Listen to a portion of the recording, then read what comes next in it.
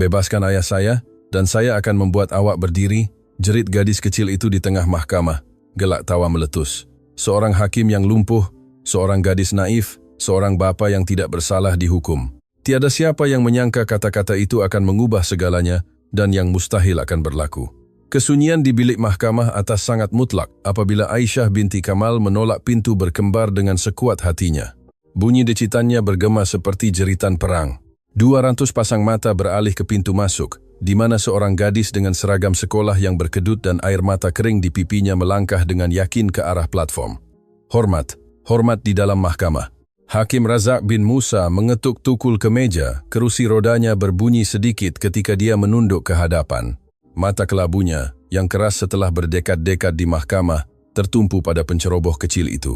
Siapa yang membenarkan seorang kanak-kanak masuk semasa perbicaraan? Tiada siapa yang menjawab. Pengawal keselamatan berpandangan sesama sendiri, keliru.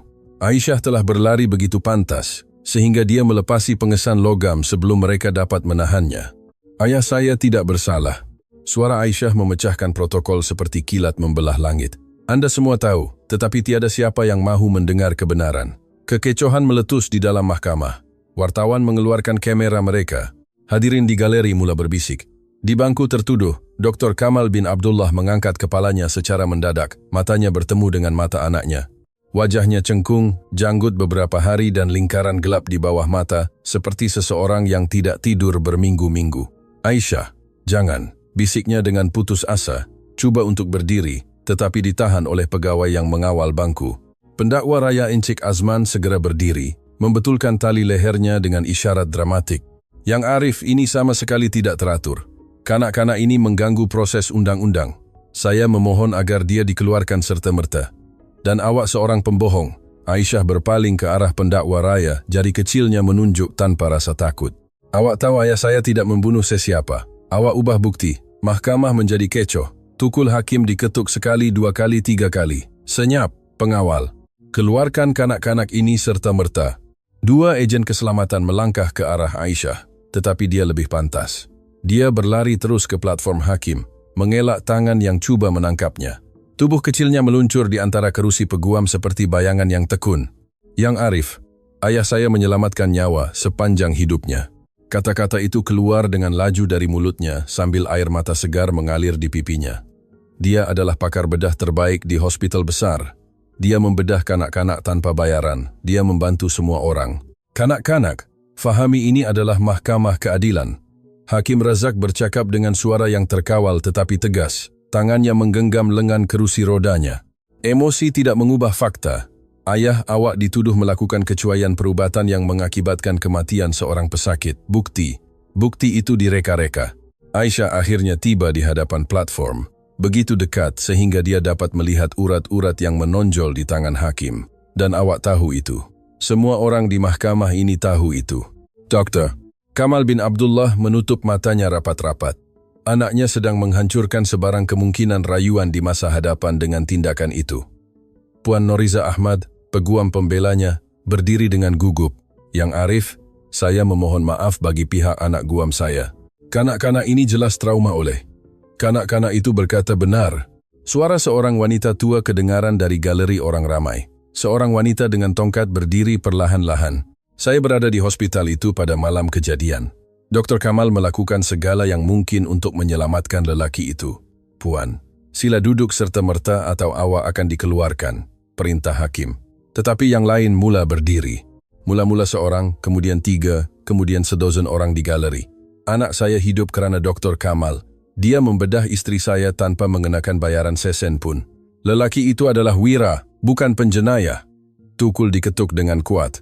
Pengawal berlari ke arah galeri ketika kekecohan menguasai mahkamah. Di tengah kekecohan itu, Aisyah mengambil kesempatan. Dia menaiki anak tangga platform sebelum sesiapa dapat menahannya dan berdiri tepat di hadapan kerusi roda Hakim Razak. Yang Arif, suaranya kini lebih perlahan. Tetapi setiap perkataan membelah udara seperti pisau tajam. Ibu saya meninggal dunia beberapa tahun lalu. Ayah saya adalah satu-satunya yang saya ada. Jika Yang Arif menghukumnya hari ini, Yang Arif akan menghancurkan sebuah keluarga yang tidak bersalah. Razak memandang gadis kecil di hadapannya.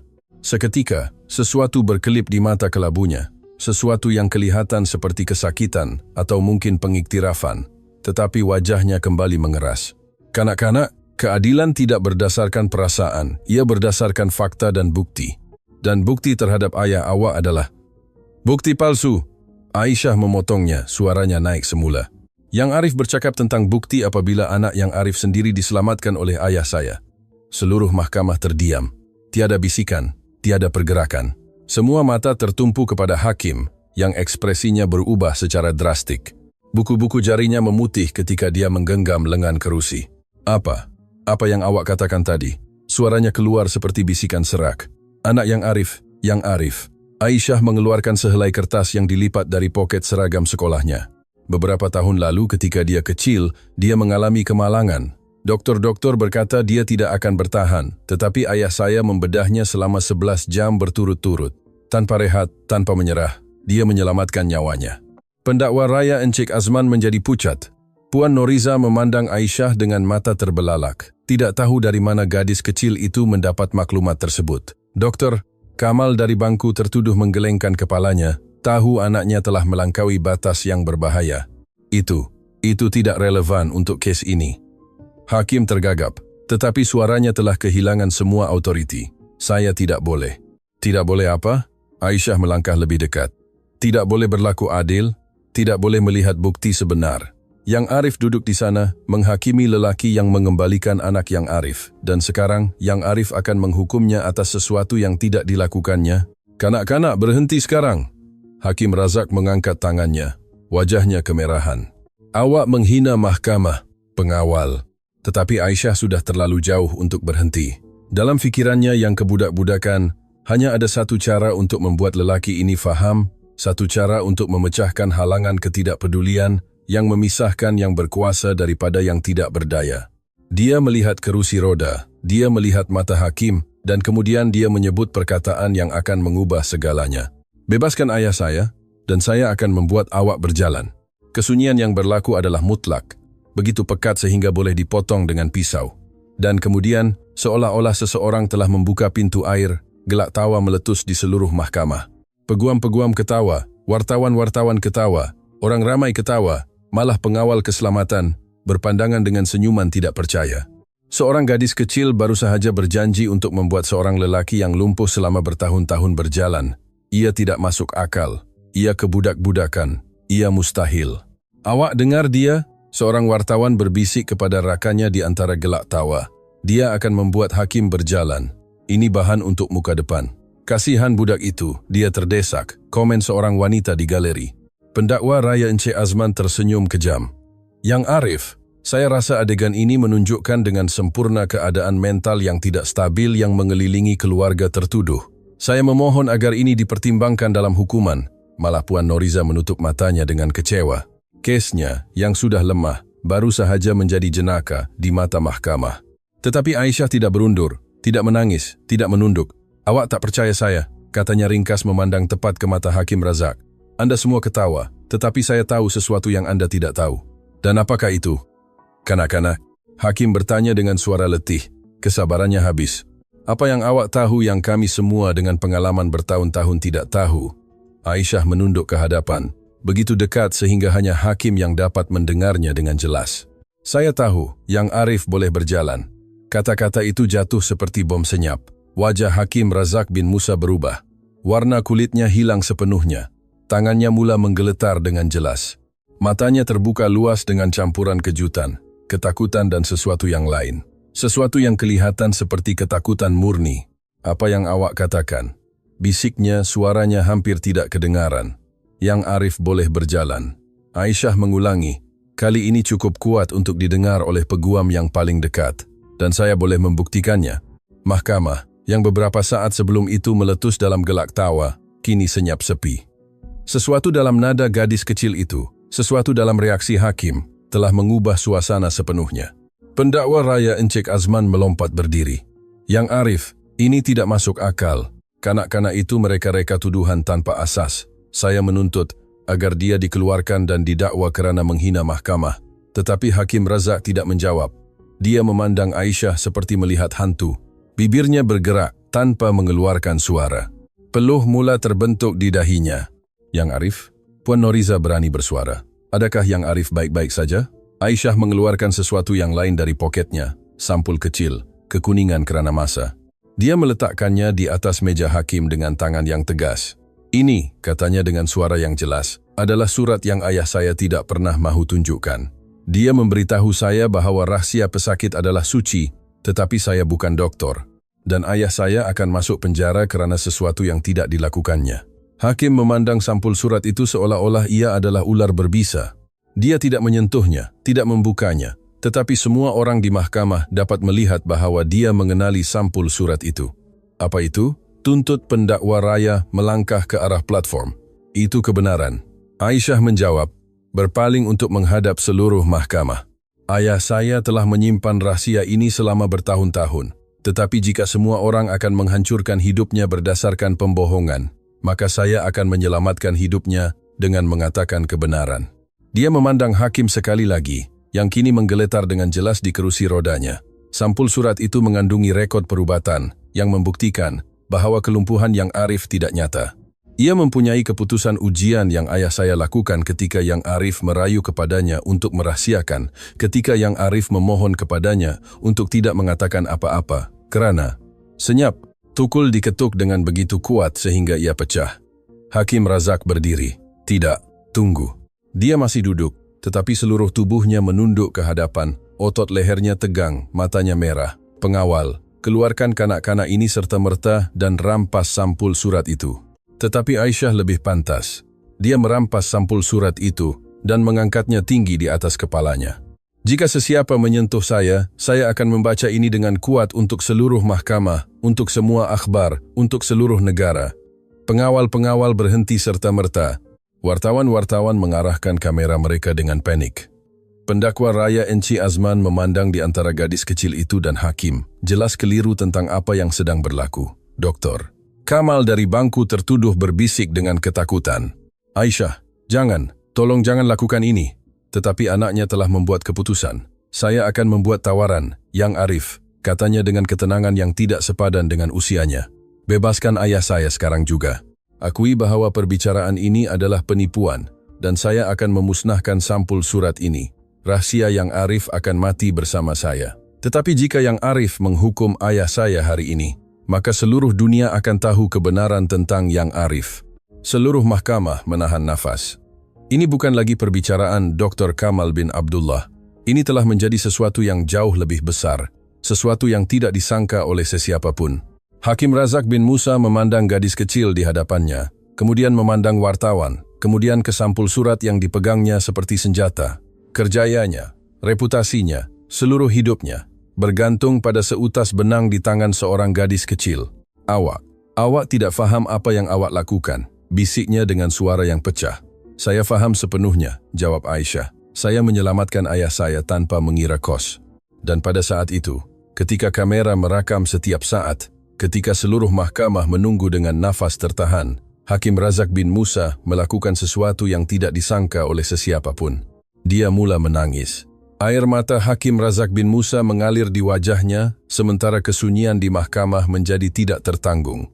Ia bukan air mata yang senyap. Ia adalah isak tangis yang tersentak-sentak yang menggoncang bahunya, menyebabkan kerusi rodanya bergegar sedikit. Tiada sesiapa di mahkamah itu pernah melihat seorang magistrat pecah sebegitu. Yang Arif, pendakwa raya Encik Azman tergagap. Benar-benar tidak tahu bagaimana untuk meneruskan. Yang Arif memerlukan rehat. Tetapi hakim tidak menjawab. Dia menutup mukanya dengan tangan, jari-jarinya menekan pelipisnya, seolah-olah dia ingin menghentikan kesakitan yang datang dari dalam. Aisyah masih memegang sampul kekuningan itu tinggi-tinggi, buat pertama kalinya merasakan keraguan menusuk dadanya. Ayah selalu kata rahsia pesakit adalah suci, bisiknya kepada dirinya sendiri, tetapi cukup kuat untuk didengar oleh hakim. Dia memberitahu saya bahawa seorang doktor tidak boleh mengkhianati kepercayaan, tidak kira apapun, tetapi dia juga mengajar saya bahawa kebenaran lebih penting daripada berdiam diri apabila ketidakadilan berlaku. Dr. Kamal bin Abdullah dari bangku tertuduh memerhatikan anaknya dengan campuran kebanggaan yang menghancurkan dan ketakutan mutlak.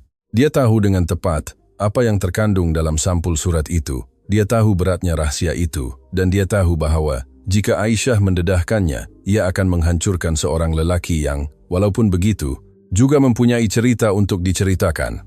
Aisyah, panggilnya dengan suara pecah. Anakku, tolong, turunkan sampul surat itu. Ini bukan apa yang saya inginkan untuk kamu, tetapi ini apa yang saya inginkan untuk kamu. Ayah, dia berpaling kepadanya, matanya sendiri berlinang air mata. Saya tidak akan membiarkan ayah masuk penjara. Saya tidak akan kehilangan satu-satunya yang saya ada di dunia ini, mungkin. Sebuah suara tua menyampuk dari galeri. Ia adalah wanita tua yang sama yang telah berdiri sebelum ini. Dia kini berjalan perlahan-lahan ke hadapan, bersandar pada tongkatnya. Mungkin kita semua perlu mendengar cerita penuh sebelum menghakimi sesiapa. Maaf, siapa awak? Tuntut pendakwa raya, jelas gemetar, dengan kehilangan kawalan sepenuhnya terhadap proses itu. Nama saya, Makcik Salmah. Wanita tua itu tiba di pagar yang memisahkan orang ramai dari kawasan undang-undang. Saya seorang juru rawat di hospital besar selama 40 tahun. Saya hadir pada malam semuanya bermula, kedua-dua kes Dr. Kamal dan dia memandang hakim dengan penuh makna, seperti kejadian lain yang sesetengah orang lebih suka lupakan. Hakim Razak akhirnya menurunkan tangannya dari wajahnya. Matanya merah, bengkak, tetapi ada sesuatu yang lain di dalamnya sekarang. Pasrah mungkin, atau mungkin kelegaan. Makcik Salmah, suaranya keluar serak. Tolong jangan, kenapa yang Arif? Wanita tua itu memotongnya dengan lembut tetapi tegas. Jangan katakan kebenaran. Jangan dedahkan apa yang kita semua diamkan selama ini. Lihatlah sekeliling. Lihatlah gadis kecil yang berani itu yang sanggup menghancurkan kesuciannya untuk menyelamatkan ayahnya. Adakah kita benar-benar akan membiarkan sarkas ini berterusan? Puan Noriza Ahmad, peguam pembela, mendekati Aisyah dengan berhati-hati. Nah, berikan sampul surat itu kepada saya. Ada cara undang-undang untuk mengemukakan bukti tanpa. Cara undang-undang tidak berjaya. Aisyah berundur melindungi sampul surat itu ke dadanya. Ayah saya mempercayai cara undang-undang, mengupah peguam, mengemukakan bukti, melakukan semuanya dengan betul dan masih dia akan dihukum kerana bukti terhadapnya sangat kuat. Pendakwa raya Encik Azman menyampuk, mendapatkan kembali sedikit ketenangan. Pesakit meninggal dunia di meja operasi. Laporan perubatan menunjukkan kecuaian yang jelas. Dr. Kamal membuat keputusan yang salah Dr. Kamal membuat satu-satunya keputusan yang mungkin. Suara Makcik Salmah memotong udara seperti cemeti. Lelaki itu tiba di hospital dengan pendarahan dalaman yang teruk. 3 dokter sebelum dokter. Kamal enggan membedahnya kerana mereka tahu kemungkinan untuk hidup hampir sifar. Tetapi Dr. Kamal tidak meninggalkan sesiapa. Rekod mengatakan sebaliknya. Pendakwa raya mengeluarkan folder tebal dari beg bimbitnya. Ini adalah keterangan Dr. Farid Hamid, rakan sekerja tertuduh, yang menyatakan bahwa Dr. Kamal melakukan pembedahan bertentangan dengan protokol, bahwa dia mengambil risiko yang tidak perlu, bahwa egonya. Dr. Farid adalah pembohong. Sebuah suara lain kedengaran dari galeri. Seorang lelaki muda dengan parut yang jelas di lehernya berdiri. Nama saya Encik Zulhanif. Beberapa tahun lalu, ketika saya berumur 8 tahun, saya mengalami kemalangan yang mengerikan. Dr. Farid berkata sangat berbahaya untuk membedah saya, bahwa lebih baik membiarkan alam mengambil alih. Anda tahu apa maksudnya itu? Ia bermakna membiarkan saya mati, tetapi Dr. Kamal tidak bersetuju. Dia membedah saya selama 14 jam, dan saya di sini hidup berkat dia. Lebih ramai orang mula berdiri satu demi satu. Cerita-cerita serupa memenuhi mahkamah. Dia membedah istri saya ketika tiada siapa yang berani mengambil risiko. Dia menyelamatkan bayi saya ketika doktor lain mengatakannya, mustahil, lelaki itu adalah wira, bukan penjenayah. Tukul diketuk dengan lemah. Hakim Razak tidak lagi mempunyai kekuatan untuk mengawal mahkamah. Dia memerhatikan semua perarakan keterangan itu dengan ekspresi kekalahan. Lihat, Yang Arif. Aisyah mendekati platform sekali lagi. Sampul surat itu masih kukuh di tangannya. Semua orang ini tahu siapa ayah saya sebenarnya. Tetapi ada orang lain di mahkamah ini yang juga tahu dengan sangat baik. Seseorang yang berhutang segalanya kepada Yang Arif. Hakim menutup matanya. Tolong, jangan lakukan ini. Maka lakukanlah yang benar. Aisyah meletakkan sampul surat itu di atas meja, tetapi mengekalkan tangannya di atasnya. Katakan kebenaran tentang ayah saya. Tamatkan perbicaraan yang tidak adil ini, dan saya akan merahasiakan Yang Arif selama-lamanya. Ia tidak semudah itu. Hakim membuka matanya, Dan buat pertama kalinya, ada kesedihan yang tulus di dalamnya. Aduh, ada perkara yang awak tidak faham. Sebab-sebab mengapa perbicaraan ini mesti diteruskan. Sebab-sebab, Aisyah menundukkan kepalanya. Atau ugutan. Kesunyian yang berlaku adalah elektrik. Pendakwa Raya Encik Azman menjadi pucat dengan jelas. Puan Noriza bertukar pandang cepat dengan Makcik Salmah dan Doktor. Kamal dari bangku tertuduh merasakan bahawa sekeping teka-teki akhirnya berada di tempatnya. Yang Arif tidak mahu menghukum ayah saya. Aisyah berkata perlahan-lahan seolah-olah sedang menyelesaikan teka-teki. Seseorang memaksa Yang Arif. Aisyah, berhenti sekarang. Ayahnya cuba berdiri, tetapi pengawal menahannya duduk. Jangan teruskan jalan itu, ia berbahaya. Berbahaya untuk siapa? Sebuah suara baru bergema dari pintu mahkamah. Semua orang berpaling untuk melihat seorang lelaki tinggi, kira-kira 50 tahun, memakai sut mahal, masuk dengan langkah yakin. Kehadirannya memenuhi bilik dengan cara yang membuat orang secara naluri menjauh. Encik Rahman Hashim. Pendakwa Raya Encik Azman menyebut nama itu seolah-olah ia racun. Apa yang awak lakukan di sini? Ini adalah mahkamah tertutup. Saya seorang peguam. Rahman tersenyum. Tetapi tiada kehangatan dalam senyuman itu. Dan saya baru sahaja diupah untuk mewakili Dr. Kamal bin Abdullah. Tindakan pertama saya sebagai pembela beliau adalah untuk membentangkan usul pembatalan keseluruhan perbicaraan ini berdasarkan bukti manipulasi prosedur. Puan Noriza membuka mulut untuk membantah, tetapi Rahman mengangkat tangan. Puan Noriza, tanpa menyinggung perasaan, tetapi Anda ditugaskan untuk kes ini tepat, kerana beban kerja Anda menjadikannya kurang efektif. Itu bukan kebetulan, ia telah dirancang. Dirancang, Hakim Razak menunduk ke hadapan. Encik Rahman, Anda membuat tuduhan yang sangat serius, tanpa bukti yang. Tanpa bukti? Rahman mengeluarkan peranti dari poketnya. Saya ada rakaman, perbualan antara pendakwa Raya Encik Azman dan individu tertentu yang lebih suka kekal dalam bayang-bayang. Perbualan di mana dibincangkan dengan tepat bagaimana untuk memastikan sabitan Dr. Kamal tanpa mengira kebenaran. Mahkamah meletus dengan bisikan. Pendakwa Raya Encik Azman melompat berdiri, wajahnya merah padam. Itu sama sekali tidak benar. Saya menuntut agar peranti itu dirampas serta-merta. Tidak ada cara undang-undang untuk Anda mempunyai akses kepada perbualan pribadi yang melibatkan konspirasi untuk memenjarakan orang yang tidak bersalah. Rahman mengangkat kening. Anda betul, pendakwa Raya. Tidak ada cara undang-undang untuk saya mempunyai ini, tetapi ia ada di sini dan ia lengkap dengan tarikh, masa dan nama. Aisyah memandang orang baru itu dengan campuran kehairanan dan syakwa sangka. Siapa awak sebenarnya? Kenapa awak bantu ayah saya? Rahman memandangnya terus dan buat pertama kalinya ekspresinya melembut. Kerana, gadis kecil, ayah awak pernah menyelamatkan seseorang yang sangat penting bagi saya. Seseorang yang doktor-doktor telah mengatakannya mustahil untuk diselamatkan. Dan kerana saya telah bertahun-tahun menunggu masa yang tepat untuk membayar hutang itu. Siapa? Aisyah bertanya.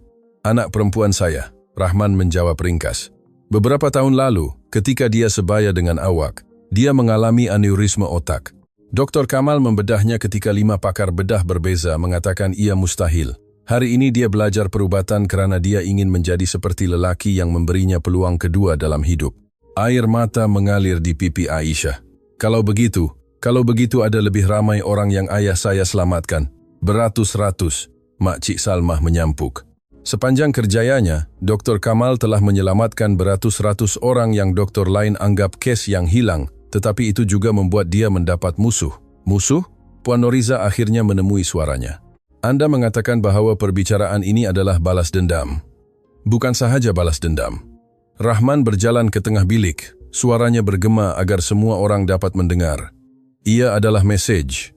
Mesej untuk semua doktor yang berfikir untuk meletakkan pesakit mereka di atas keuntungan, untuk mereka yang menolak rasuah syarikat farmaseutikal, untuk mereka yang mendedahkan amalan perubatan rasuah. Itu adalah tuduhan yang sangat serius, kata Hakim Razak, tetapi suaranya kurang keyakinan. Dan saya boleh membuktikan setiap satu. Rahman meletakkan beg bimbit di atas meja pembelaan. Tetapi pertama, Yang Arif, saya memerlukan Yang Arif untuk membuat keputusan. Adakah Yang Arif akan membenarkan kebenaran terbongkar, atau adakah Yang Arif akan terus menjadi sebahagian daripada sandiwara ini? Hakim memandang Rahman, kemudian ke Aisyah, yang masih memegang sampul kekuningan itu, kemudian ke puluhan orang di galeri. Semuanya memandangnya dengan harapan dan permohonan. Akhirnya, matanya tertumpu pada Dr. Kamal bin Abdullah. "Dr. Kamal," katanya perlahan, "Anda menyelamatkan anak saya. Bertahun-tahun yang lalu, ketika pakar-pakar terbaik negara mengatakan tidak ada harapan, Anda menemui jalan. Anda melakukan pembedahan berjam-jam, menolak untuk berehat, menolak untuk menyerah. Seluruh mahkamah mendengar dalam senyap mutlak. Selepas pembedahan itu, hakim menyambung, suaranya pecah. Anda melawat saya secara pribadi, Anda menunjukkan sesuatu kepada saya, sesuatu yang Anda temui semasa pemeriksaan pra-pembedahan anak saya, sesuatu tentang saya." Aisyah menggenggam sampul surat itu dengan lebih kuat. "Anda memberitahu saya bahwa Anda telah menemui bukti bahwa kelumpuhan saya, kemalangan yang menyebabkan saya duduk di kerusi ini bertahun-tahun yang lalu, mempunyai ketidakkonsistenan. Anda menunjukkan kepada saya kajian yang menunjukkan bahwa dengan rawatan yang betul, saya boleh berjalan semula." Aisyah menyambung ayat itu. Hakim mengangguk perlahan. "Tetapi Anda juga menjelaskan mengapa Anda tidak boleh mendedahkannya kepada umum, mengapa Anda perlu menyimpan rahasia itu, kerana jika dunia mengetahui bahwa kelumpuhan saya tidak kekal, bahwa saya telah duduk di kerusi ini atas sebab-sebab yang tidak sepenuhnya fizikal, saya akan kehilangan pekerjaan, reputasi Anda, semua yang Anda bina." Rahman berkata dengan lembut. "Tetapi itu bukan semuanya." Mak Cik Salmah menambah. Suaranya menggeletar. "Bukan begitu, Yang Arif."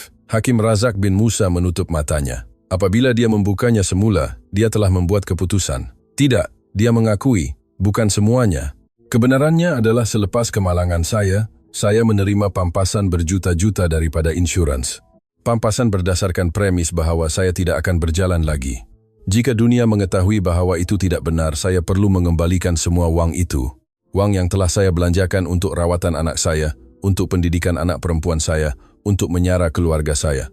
Jadi dokter, Kamal menyimpan rahasia Yang Arif, kata Aisyah, untuk melindungi keluarga Yang Arif.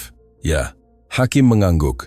Dan saya bersumpah bahwa saya tidak akan melupakan kebaikan itu, bahwa jika suatu hari saya dapat membantunya, saya akan melakukannya tanpa ragu-ragu. Maka bantulah dia sekarang. Aisyah meletakkan sampul surat itu terus ke tangan hakim. Jadilah lelaki yang ayah saya percaya. Jadilah adil. Razak mengambil sampul surat itu dengan tangan yang menggeletar. Dia memandangnya seketika. Kemudian, di hadapan mata semua orang di mahkamah yang terkejut, dia mengoyakkannya separuh. "Rahasia ini," katanya dengan suara tegas, "mati di sini dan sekarang. Bukan kerana saya diugut, bukan kerana saya takut, tetapi kerana saya faham bahwa sesetengah kebenaran lebih penting daripada yang lain." Dia memandang terus ke Aisyah. "Awak betul, nak. Perbicaraan ini adalah penipuan dan saya telah menjadi pengecut dengan membiarkannya berlanjutan sejauh ini." Dia berpaling ke arah pendakwa raya Encik Azman, yang telah memerhatikan semuanya dengan ketakutan yang semakin meningkat. "Pendakwa raya, bukti Anda terhadap Dr. Kamal telah dipersoalkan oleh pelbagai saksi yang boleh dipercayai. Kes Anda berdasarkan keterangan seorang dokter tunggal yang kredibilitinya kini diragui. Dan jika Encik Rahman benar-benar mempunyai bukti manipulasi prosedur, Yang Arif, ini tidak masuk akal." Azman menjerit. Yang Arif tidak boleh begitu sahaja menolak kes, kerana seorang kanak-kanak membuat pertunjukan emosi. Peraturan prosedur wujud untuk melayani keadilan. Hakim memotongnya, bukan untuk menghalangnya. "Dan sekarang saya melihat dengan jelas bahwa keadilan tidak dilayani di mahkamah ini." Dia mengangkat tukulnya. "Perbicaraan ini," katanya, "digantung tanpa had sehingga siasatan lengkap dijalankan terhadap tuduhan manipulasi prosedur dan bukti palsu." Tukul jatuh, bunyinya bergema seperti guru. Mahkamah menjadi kecoh. Wartawan berlari ke pintu keluar menjerit ke telefon mereka. Orang ramai menjerit kegembiraan. Pendakwa raya Encik Azman membaling kertas ke udara, membantah dengan marah, dan di tengah kekecohan itu, Aisyah berlari ke arah ayahnya. Pengawal keliru dengan perubahan peristiwa itu, tidak menghalangnya apabila dia melompat pagar dan meluru ke dalam pelukan Dr. Kamal. Dia menangkapnya, memeluknya dengan begitu erat, seolah-olah ingin menyerapnya ke dalam dirinya sendiri. "Kamu berjaya, anakku yang berani," bisiknya di rambutnya. "Kamu berjaya." "Tidak, ayah." Dia teresa-esak di dadanya. "Ayah yang berjaya. Ayah yang menyelamatkan hakim. Ayah yang menyelamatkan semua orang. Saya hanya memastikan mereka ingat." Tetapi ketika ayah dan anak berpelukan, tiada siapa yang menyedari figura gelap yang memerhati dari belakang mahkamah. Seorang lelaki yang telah hadir sepanjang proses itu, mengambil nota teliti, merakam setiap perkataan. Perbicaraan ini telah digantung, tetapi perang baru sahaja bermula dan pasukan yang telah cuba menghancurkan Dr. Kamal bin Abdullah tidak akan menyerah kalah dengan mudah. Malam telah menjelang di bandar apabila Aisyah dan ayahnya akhirnya keluar dari mahkamah. Wartawan menunggu mereka seperti sekumpulan yang kelaparan, kamera berkelip-kelip, mikrofon dihulurkan seperti tentakel yang terdesak untuk menangkap setiap perkataan. Dr. Kamal, bagaimana perasaan Anda selepas penangguhan perbicaraan? Aisyah, adakah benar Anda memeras ugut hakim? Doktor, adakah rasuah dalam sistem kehakiman? Encik Rahman Hashim muncul sebagai perisai antara mereka dan akhbar. Kehadirannya yang mengagumkan menyingkirkan kekacauan. Tiada komen. Anak guam saya tidak akan membuat kenyataan sehingga siasatan selesai. Sebuah kereta hitam menunggu di tepi jalan. Rahman membawa mereka dengan pantas ke dalam, menutup pintu, tepat ketika seorang wartawan cuba memasukkan mikrofonnya. Kenderaan itu memecut laju, meninggalkan sarkas media di belakang. Di dalam kereta, Aisyah akhirnya membenarkan dirinya menggeletar. Adrenalin yang telah menyokong keberaniannya selama berjam-jam menguap, meninggalkannya keletihan dan ketakutan. Kamal memeluknya ke dadanya, merasakan isak tangis senyap yang telah ditahannya terlalu lama. Sudah selesai, anakku yang berani, bisiknya mencium kepalanya. Sudah selesai, benarkah ayah? Suara kecil Aisyah yang pecah menusuk hatinya. Atau baru sahaja bermula, Kamal bertukar pandang dengan Rahman, yang memandu dengan ekspresi serius. Kedua-duanya tahu jawabannya, tetapi tiada siapa yang mahu mengucapkannya dengan kuat. Kereta itu tidak menuju ke rumah mereka. Sebaliknya, Rahman membawa mereka ke sebuah bangunan yang tidak mencolok di pinggir bandar, sebuah tempat yang kelihatan seperti terbiar, tetapi tingkap-tingkapnya bersinar dengan cahaya malap dari dalam. "Di mana kita?" tanya Kamal apabila kenderaan berhenti. "Di tempat yang selamat," jawab Rahman mematikan enjin. "Saya perlu menunjukkan sesuatu kepada awak, sesuatu yang akan mengubah segala yang awak sangka awak tahu tentang kes ini." Mereka masuk melalui pintu sisi. Dalamnya sangat moden. Komputer, pelbagai skrin, kabinet fail logam. Ia kelihatan seperti pejabat penyiasatan swasta. Seorang wanita muda, kira-kira 30 tahun, mengangkat kepalanya apabila mereka masuk. Rambutnya diikat rapi, dan dia memakai cermin mata bingkai tebal. Di mejanya terdapat puluhan gambar, dokumen dan nota yang dihubungkan dengan benang merah. Dr. Kamal, Aisyah.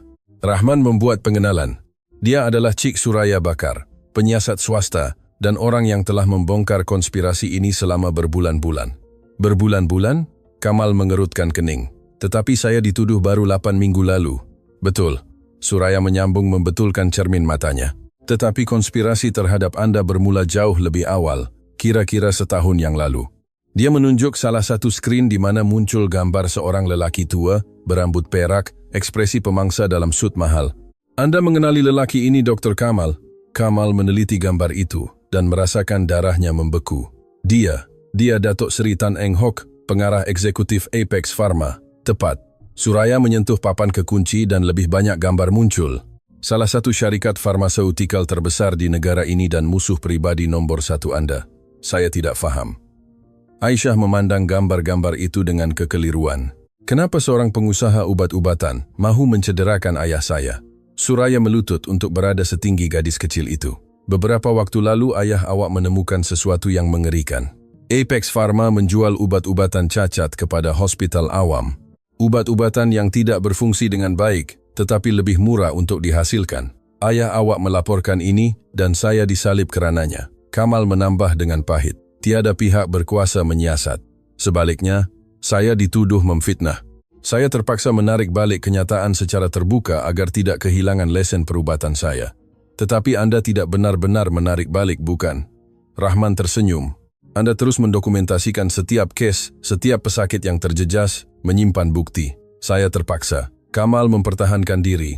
"Ada kanak-kanak yang mati kerana ubat palsu. Saya tidak boleh mengabaikannya begitu sahaja." Suraya kembali ke komputernya. "Dato' Seri Tan mengetahuinya dan memutuskan bahawa Anda terlalu berbahaya untuk dibiarkan bebas. Dia perlu mendiamkan Anda secara kekal, bukan dengan kekerasan fizikal. Itu akan terlalu jelas, tetapi dengan menghancurkan kredibiliti Anda, kerjaya Anda, hidup Anda, pesakit yang meninggal dunia." Aisyah menyambungkan kepingan teka-teki itu. "Yang mereka katakan, Ayah saya bunuh bernama Encik Amir Hamzah. Suraya menunjukkan gambar seorang lelaki pertengahan umur. Dia bekerja sebagai akuntan untuk Apex Pharma. Dia telah menemui ketidakaturan keuangan berkaitan dengan ubat-ubatan cacat. Dia akan memberi keterangan terhadap syarikat itu. Kesunyian di dalam bilik itu pekat seperti plumbum. Mereka mengatakan bahwa Kamal tidak dapat menghabiskan ayatnya bahwa Encik Amir Hamzah tidak mati kerana kecuaian perubatan. Rahman menyambung. Dia dibunuh dan mereka reka semuanya supaya Anda menanggung kesalahan. Aisyah merasakan kakinya longlai. Kamal memegangnya sebelum dia jatuh, membawanya ke kerusi berhampiran. Dunia gadis kecil itu yang sudah digoncang dengan ganas, kini runtuh sepenuhnya. Bagaimana? Itu sahaja yang dapat Kamal tanyakan. Suraya mula menjelaskan, suaranya teknikal, tetapi penuh dengan kemarahan yang tertahan. Encik Amir Hamzah tiba di hospital besar dengan pendarahan dalaman yang teruk. Rekod menunjukkan bahwa Anda memesan ujian darah rutin sebelum pembedahan, tetapi ujian tersebut telah dimanipulasi. Dia menunjukkan dokumen di skrin. Seseorang menukar hasilnya untuk menyembunyikan bahwa Encik Amir telah diracun dengan antikoagulan yang sangat kuat. Apabila Anda membedahnya, adalah mustahil untuk menghentikan pendarahan. Tidak kira apa yang Anda lakukan, lelaki itu sudah ditakdirkan. Ya Allah. Kamal rebah ke kerusi, wajahnya di antara tangannya. Tetapi ada lagi. Suraya meneruskan tanpa henti. Dr. Farid Hamid, rakan sekerja Anda yang memberi keterangan terhadap Anda. Apa tentang dia? Dia menerima pindahan RM 2 juta ke akaun luar pesisir 3 hari, selepas kematian Encik Amir. Wang yang datang dari anak syarikat Apex Pharma. Aisyah melompat berdiri. Penumbuk kecilnya digenggam. Kalau begitu dokter itu berbohong. Ayah saya tidak bersalah. Sepenuhnya. Rahman mengangguk. Tetapi membuktikan ini di mahkamah akan rumit. Datuk Seritan mempunyai hubungan yang mendalam. Hakim, ahli politik, polis, semuanya dalam genggamannya. Jadi, apa yang kita lakukan? Kamal bertanya. Berasa lebih hilang dari sebelumnya. Kita berjuang. Sebuah suara baru menyertai perbualan. Semua orang berpaling untuk melihat Hakim Razak bin Musa masuk melalui pintu sisi yang sama. Tetapi kali ini, dia tidak datang dengan kerusi rodanya. Dia berdiri, bersandar pada tongkat kruk, berjalan perlahan-lahan, tetapi dengan sengaja ke arah mereka. Aisyah menahan jeritan. Kamal melompat berdiri berlari ke arah Hakim. Apa yang Arif lakukan? Tidakkah Arif sepatutnya berehat? Cuba berjalan. Razak menyambung. Akhirnya tiba di kerusi dan menjatuhkan diri dengan keluhan letih. Dokter, Kamal, kita berdua tahu kebenarannya. Anda memberitahu saya bertahun-tahun yang lalu. Dia menanggalkan kotnya, mendedahkan lengannya dengan otot yang jelas terbentuk. Badan saya boleh berjalan. Kajian yang Anda tunjukkan kepada saya jelas. Saraf yang diregenerasi, otot yang berfungsi. Secara fizikal saya mampu, tetapi mentalnya. Kamal memulakan. Secara mental saya seorang pengecut. Razak memotongnya. Trauma kemalangan, ketakutan kehilangan segalanya jika kebenaran terbongkar. Rasa bersalah kerana berbohong selama bertahun-tahun membina penjara di fikiran saya lebih kuat daripada sebarang kelumpuhan fizikal. Dia memandang terus ke Aisyah, sehingga seorang gadis kecil yang berani menunjukkan kepada saya apa sebenarnya maksud keberanian. Ia bukan ketiadaan ketakutan, ia adalah melakukan perkara yang betul walaupun begitu. Mengapa Arif di sini? Tanya Rahman, jelas terkejut dengan kemunculan magistrat itu. Kerana saya menerima ini hari ini. Razak mengeluarkan sampul surat dari poketnya. Di dalamnya terdapat satu-satunya gambar, yaitu anaknya, diambil pada hari yang sama mengikut tarikh digital di sudut. Di sekeliling kepala budak lelaki itu, seseorang telah melukis sasaran dengan penanda merah. Aisyah merasakan darahnya membeku. Kamal mengambil gambar itu, tangannya menggeletar, kerana kemarahan. Datuk Seritan tidak berhenti selepas saya menangguhkan perbicaraan. Razak menjelaskan, suaranya terkawal, tetapi penuh dengan kebencian. Dia menelpon saya secara pribadi. Dia memberitahu saya bahwa jika saya tidak menghukum Dr. Kamal dalam perbicaraan baru, keluarga saya akan membayar harganya. Dan apa yang Arif jawab? Suraya bertanya, pergi ke neraka. Razak menjawab ringkas, bahwa saya sudah letih menjadi bonekanya. Bahwa kali ini saya akan melakukan perkara yang betul, tidak kira apapun. Dia berdiri semula, bersandar pada tongkat kruk. Usaha itu jelas. Peluh mengalir di dahinya, tetapi dia tetap berdiri tegak. Dr. Kamal, Anda menyelamatkan anak saya ketika tiada orang lain yang mahu mengambil risiko. Anda mengajar saya bahwa sesetengah rahasia lebih berat daripada pembohongan. Sekarang saya akan melakukan perkara yang sama untuk Anda. Saya akan memberi keterangan tentang konspirasi, tentang ancaman, tentang semua. Itu akan menghancurkan kerjaya yang arif. Kamal memberi amaran. Mungkin. Razak mengangguk. Tetapi sekurang-kurangnya saya dapat memandang anak saya di mata tanpa merasa malu. Sebuah telepon berdering memecahkan suasana. Suraya menjawab. Dia mendengar sebentar dan wajahnya menjadi pucat. Ada apa? Rahman bertanya serta-merta. Itu kenalan saya di polis. Dia menutup telepon dengan tangan yang menggeletar. Mereka baru sahaja mengeluarkan waran tangkap terhadap Dr. Kamal. Mereka mengatakan dia melanggar syarat jaminan dengan keluar dari bandar tanpa kebenaran. Tetapi saya tidak keluar dari bandar. Kamal membantah. Kami tahu. Rahman mendengus. Tetapi Datuk Seri Tan tidak memerlukan ia benar. Dia hanya memerlukan alasan untuk mengunci Anda semula. Berapa banyak masa kita ada? Tanya Razak. Kereta peronda sedang dalam perjalanan. 15 menit, mungkin 20. Aisyah merasakan panik melandanya. Mereka baru sahaja membebaskan ayahnya, dan kini mereka akan menangkapnya semula. Semua pengorbanan, semua kesakitan telah sia-sia.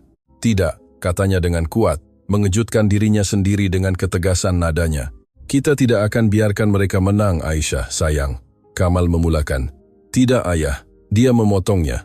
Dan ada sesuatu di matanya yang membuat semua orang di bilik itu memberi perhatian. Lelaki jahat itu fikir dia boleh menakutkan kita. Dia fikir kita lemah kerana kita baik. Dia berpaling ke arah Suraya. Anda kata Anda ada bukti terhadapnya, bukan? Semua gambar dan kertas itu. Ya, tetapi ia tidak mencukupi untuk kes jenayah tanpa keterangan yang menyokongnya. Kalau begitu, mari kita dapatkan keterangan. Aisyah menyatakan, saya telah menyelamatkan beratus-ratus orang. Semua orang yang berdiri di mahkamah itu, semuanya boleh bercakap, boleh menceritakan kisah mereka. Itu tidak akan menghentikan waran tangkap. Rahman menegaskan, tetapi ia boleh mencipta tekanan awam. Razak faham ke mana arah Aisyah. Jika kita mendedahkan ini secara terbuka, jika kita membuat orang ramai melihat bahwa ini adalah perburuan ahli sihir, Datuk Seri Tan perlu berundur. Suraya menyambung, matanya bersinar dengan harapan yang baru. Kuasa dia berdasarkan beroperasi dalam bayang-bayang. Jika kita menariknya ke cahaya, dia akan terbakar. Rahman tersenyum berbahaya. Sebuah rancangan mula terbentuk cepat, berisiko, mungkin membawa bencana, tetapi ia adalah satu-satunya peluang mereka. Suraya, Rahman mengambil alih. Saya perlukan Anda menghubungi setiap wartawan bebas yang Anda kenali, mereka yang tidak berada dalam poket Datuk Seri Tan. Aturkan sidang akhbar untuk esok pagi. Mak Cik Salmah, Kamal menambah. Dia mengenali semua pesakit yang telah saya rawat. Dia boleh mengatur keterangan. Saya akan menghubungi rakan-rakan saya dalam sistem kehakiman. Razak menawarkan. Mereka yang bosan dengan rasuah. Ada lebih ramai daripada yang Datuk Seri Tan sangka. Dan saya? Aisyah bertanya. Apa yang boleh saya lakukan? Kamal melutut di hadapannya, memegang tangan kecilnya di antara tangannya. Kamu, anakku yang berani, akan melakukan perkara yang paling sukar dari semua. Kamu akan mempercayai bahwa orang dewasa akhirnya akan melakukan perkara yang betul. Dan jika mereka tidak boleh, air mata memenuhi matanya. Dan jika mereka menangkap ayah lagi, maka dia mencium dahinya. Kamu telah mengajar saya bahwa seorang gadis kecil dengan keberanian boleh mengubah dunia. Saya percaya kamu akan mencari jalan untuk menyelamatkan kami lagi. Bunyi siren mula bergema di kejauhan. Semua orang tegang. Kita perlu bergerak. Rahman menolak Kamal ke pintu belakang. Ada terowong yang membawa ke bangunan sebelah. Suraya, musnahkan sebarang bukti bahwa mereka berada di sini. Tunggu. Razak menahan Kamal dengan satu tangan di bahunya. Doktor, jika kita tidak bertemu lagi. Kita akan bertemu lagi. Kamal memotongnya. Dan apabila itu berlaku, saya mahu melihat yang arif berjalan tanpa tongkat kruk itu. Razak tersenyum lemah. Baiklah, Aisyah, Kamal dan Rahman hilang melalui pintu belakang tepat ketika siren semakin memekakkan telinga di luar. Suraya mula mengumpul dokumen dengan panik, menyimpan semuanya dalam kotak yang akan dibuangnya melalui tingkap belakang ke dalam sebuah truk yang menunggu. Hakim Razak bin Musa tinggal bersendirian di dalam bilik, mendengar but polis mengetuk di luar. Dia berdiri semula, tanpa tongkat kruk. Kali ini kakinya menggeletar, mengancam untuk runtuh, tetapi dia tetap teguh. Demi anak saya, bisiknya kepada dirinya sendiri, demi semua kanak-kanak yang layak mendapat dunia yang lebih baik. Apabila pegawai polis menyerbu masuk melalui pintu utama, mereka hanya menemui magistrat itu berdiri di dalam bilik kosong. Dan buat pertama kali dalam bertahun-tahun, Razak bin Musa tidak merasa takut, dia merasakan tujuan. Di suatu tempat di bandar, di pejabat mewah di tingkat teratas sebuah bangunan pencakar langit, Datuk Seri Tan Eng Hock menerima berita bahawa Dr. Kamal telah melarikan diri. Dia tersenyum. "Sempurna," katanya di telepon. "Sekarang dia seorang buruan." Itu menjadikan segalanya lebih mudah. Dia menutup telepon dan mendial nombor lain. "Aktifkan pelan B," dia mengarah. Sudah tiba masanya Aisyah kecil belajar apa yang berlaku kepada mereka yang menentang saya. Malam menjadi lebih gelap dan perang sebenar baru sahaja bermula. Cahaya subuh baru sahaja mula menyelinap masuk melalui tingkap pangsapuri kecil, di mana Aisyah dan ayahnya berlindung. Ia adalah tempat sederhana di kawasan kejiranan yang dilupakan, disediakan oleh salah seorang pesakit yang pernah diselamatkan oleh Kamal bertahun-tahun yang lalu. Tiada siapa yang akan mencari mereka di sana, atau begitulah sangkaan mereka. Aisyah tidak dapat tidur. Setiap bunyi di jalan mengejutkannya, setiap bayangan kelihatan mengancam. Dia duduk di sofa yang usang, memeluk bantal apabila dia mendengar ayahnya bercakap perlahan-lahan di telefon di bilik sebelah. "Makcik Salmah, saya perlukan makcik percaya saya," kata Kamal. "Kumpulkan semua orang yang makcik boleh untuk sidang akhbar. Setiap pesakit, setiap keterangan penting." Aisyah bangun senyap-senyap dan mendekati pintu yang ternganga. "Saya tahu ia berbahaya," ayahnya menyambung. "Tetapi jika kita tidak bertindak sekarang, Datuk Seri Tan akan menang. Dan dia bukan sahaja akan menghancurkan saya, dia akan menghancurkan sesiapa sahaja yang berani melaporkan jenayahnya." Dia menutup telepon dan berpaling, bertemu dengan mata anaknya, memerhatikannya dari pintu. "Tak boleh tidur?" "Itu bukan soalan, ayah." Aisyah masuk ke dalam bilik. "Apa yang akan berlaku kepada kita?" Kamal memeluknya erat. "Kita akan menang, anakku yang berani, kerana kebenaran selalu." Bunyi kaca pecah meletus dari ruang tamu. Kedua-duanya terdiam. Kemudian suara-suara, langkah kaki yang berat, terlalu ramai untuk menjadi polis biasa. "Pintu belakang!" Kamal berbisik tergesa-gesa, menolak Aisyah ke balkoni kecil. Turun tangga kecemasan. Lari ke kedai kopi di sudut. Tanya Makcik Kiah, dia akan melindungi kamu. "Saya tak akan tinggalkan ayah." Aisyah berpegang padanya. "Kamu mesti." Keterdesakan dalam suaranya menakutkannya lebih daripada apapun. "Jika kita berdua ditangkap, tiada siapa yang akan menceritakan kebenaran. Pergi." Pintu bilik terbuka dengan kuat. 3 lelaki masuk, wajah mereka ditutup dengan balaklava gelap. Mereka bukan polis. Mereka adalah sesuatu yang jauh lebih buruk. Dr. Kamal bin Abdullah, salah seorang daripada mereka bercakap dengan suara yang terdistorsi. "Datuk Seri Tan ingin berbincang dengan Anda." "Lepaskan saya." Kamal bergelut apabila mereka menangkapnya, matanya terpaku pada Aisyah yang terpaksa lumpuh ketakutan. "Anak saya tiada kaitan dengan ini." Sebaliknya seorang lagi lelaki berpaling ke arah Aisyah. "Gadis kecil itu adalah apa yang kita perlukan untuk memastikan kerjasama kamu." Aisyah berlari. Kakinya membawanya ke balkoni sambil dia mendengar ayahnya menjerit namanya. Dia menuruni tangga logam dengan begitu pantas sehingga hampir jatuh. Kaki telanjangnya memijak logam sejuk, air mata memburamkan pandangannya. Dia tiba di lorong dan berlari. Dia berlari lebih pantas daripada yang pernah dilakukannya dalam hidupnya. Dia boleh mendengar langkah kaki di belakangnya. Suara-suara menjerit menyuruhnya berhenti. Kedai kopi itu 2 blok jauhnya, begitu dekat, begitu jauh.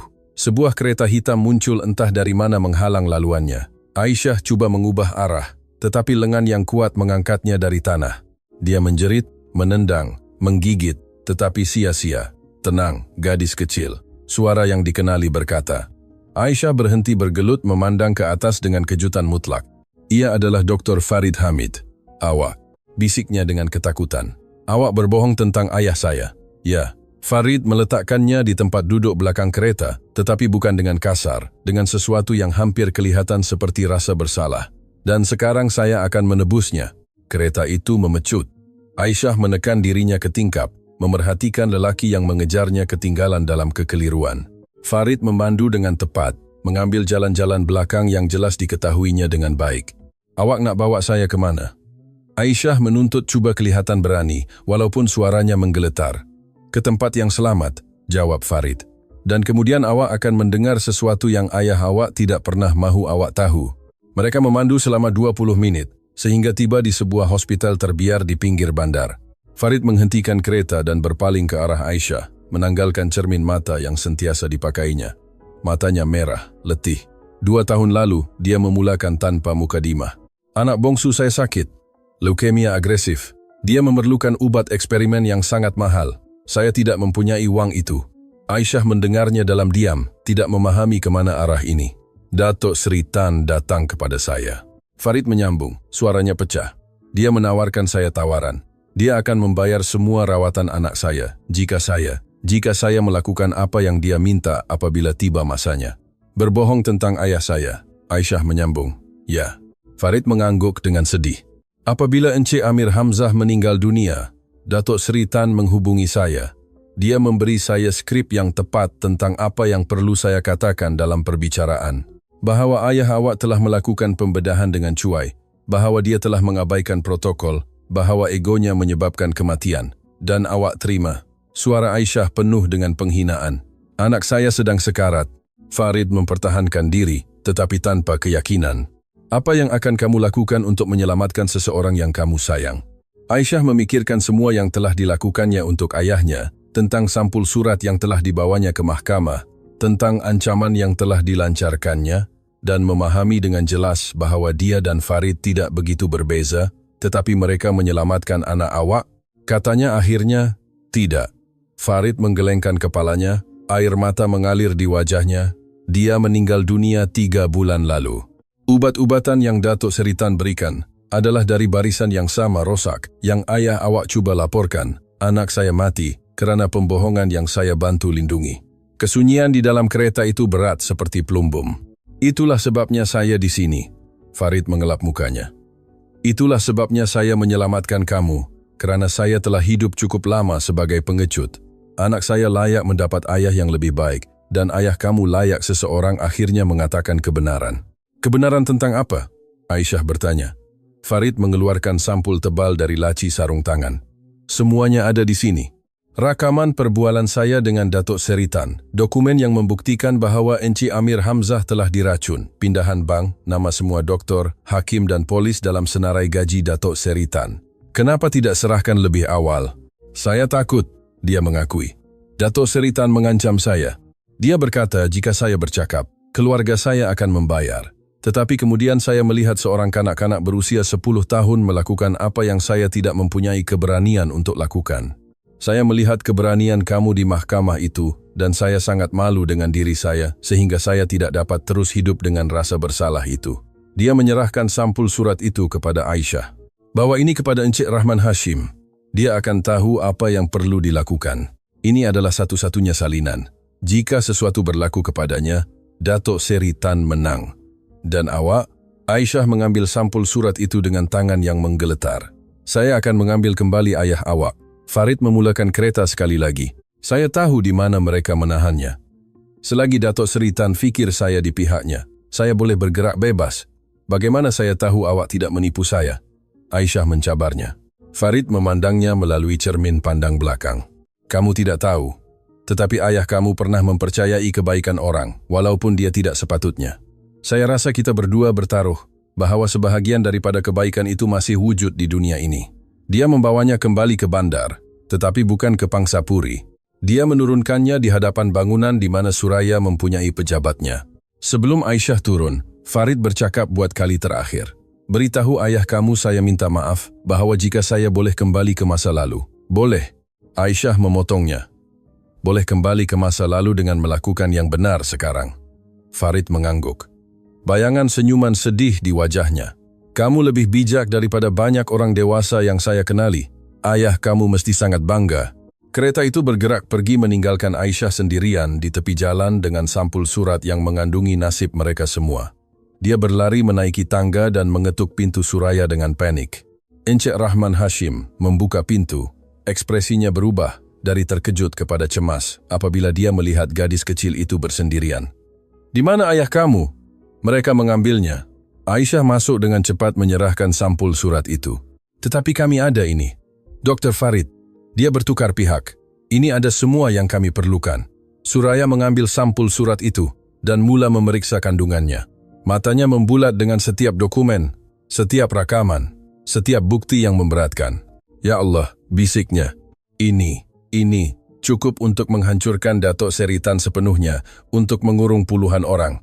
Ia adalah sebab mereka akan membunuh ayah saya jika mereka tahu ia wujud. Aisyah menyambung. Telepon Rahman berdering. Dia menjawab, mendengar sebentar dan wajahnya menjadi pucat. Itu Razak, katanya apabila dia menutup telepon. Dia baru sahaja menerima mesej dari Dato' Seritan. Jika kita tidak menyerahkan semua bukti dan membubarkan sidang akhbar dalam tempoh 3 jam akan datang, mereka akan membunuh Dr. Kamal. Aisyah merasakan dunia berhenti. Mereka telah memenangi bukti, tetapi mereka hampir kehilangan satu-satunya perkara yang penting. Apa yang kita lakukan? Suraya bertanya memandang di antara Rahman dan Aisyah. Gadis kecil itu menegakkan dirinya mengelap air mata yang telah mula terbentuk. Di matanya ada sesuatu yang baru. Ia bukan hanya keberanian atau keputusasaan, ia adalah tekad mutlak. Kita lakukan kedua-duanya, katanya dengan suara tegas. Kita selamatkan ayah saya dan kita hancurkan Dato' Seritan pada masa yang sama. Bagaimana? Rahman bertanya. Aisyah tersenyum. Ia bukan senyuman kanak-kanak. Ia adalah senyuman seseorang yang telah belajar bermain permainan orang dewasa dan bersedia untuk menang. Dengan satu-satunya kuasa yang Dato' Seritan tidak boleh beli atau ancam, jawabnya, kebenaran, secara langsung untuk seluruh dunia. Dan dia mula menjelaskan rancangan yang begitu berisiko, begitu mustahil, yang hanya boleh berfungsi jika semua orang memainkan peranannya dengan sempurna. Jam berdetik 3 jam. Pertempuran terakhir akan bermula. Bilik akhbar pusat konvensyen penuh sesak. Kamera televisyen, wartawan yang ingin tahu yang telah mendengar tentang persidangan yang berjanji untuk mendedahkan kebenaran tentang konspirasi farmaseutikal terbesar negara itu adalah tepat seperti yang dirancang oleh Aisyah, pendedahan awam maksimum. Tetapi apa yang tidak diketahui oleh sesiapa ialah ini bukan hanya sidang akhbar, ini adalah perangkap dan umpannya adalah dirinya sendiri. Adakah awak pasti tentang ini? Suraya bertanya kepadanya berulang kali, membetulkan mikrofon kecil yang tersembunyi di blaus Aisyah. Jika sesuatu berlaku, ayah saya akan mati juga, jawab Aisyah dengan ketenangan yang tidak dirasakannya. Ini adalah satu-satunya peluang kita. Encik Rahman Hashim memeriksa jam tangannya dengan gugup. Farid berkata dia akan membawa Kamal ke posisi pada pukul 11 tepat. Sekarang pukul 10.45, 15 menit. Dan Hakim Razak? Aisyah bertanya. Sedang dalam perjalanan, Rahman mengesahkan. Tetapi Aisyah, awak perlu faham sesuatu. Jika Razak benar-benar mencuba apa yang awak rancang, badannya mungkin tidak bertindak balas. Kelumpuhan psikogenik tidak hilang begitu sahaja kerana awak menginginkannya. Ia memerlukan pemangkin emosi yang melampau. Saya tahu. Aisyah memandang ke arah pentas, di mana berpuluh-puluh pesakit yang diselamatkan oleh ayahnya telah pun duduk, bersedia untuk memberi keterangan. Sebab itu ia akan berfungsi. Pintu-pintu terbuka dan Makcik Salmah masuk, diikuti oleh Hakim Razak bin Musa di kerusi rodanya. Tetapi Aisyah menyedari sesuatu yang berbeza padanya. Ada keazaman di matanya. Tujuan. Semua sedia? Razak bertanya.